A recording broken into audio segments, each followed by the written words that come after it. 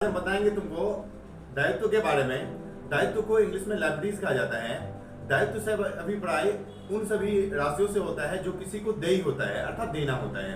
यही दायित्व होता है। अर्थात किसी व्यक्ति से कोई आदमी उधारी सामान लेता है तो उसका दायित्व होता है कि उसकी जो वस्तु का जो कीमत है वो उसको चुकाना पड़ता है।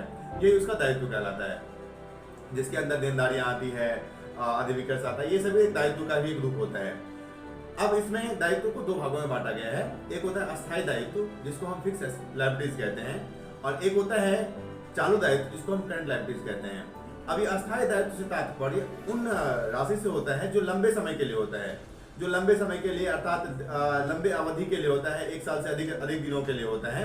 उसको हम अस्थायी दायित्व के रूप में समझते हैं। जैसे कि अगर कोई गाड़ी खरीदता है तो वो गाड़ी का जो इंस्टॉलमेंट होता है तो वो 1 साल से अत्यधिक मात्रा में होता है, 1 साल से अधिक होती है तो लॉन्ग टर्म में हो गया।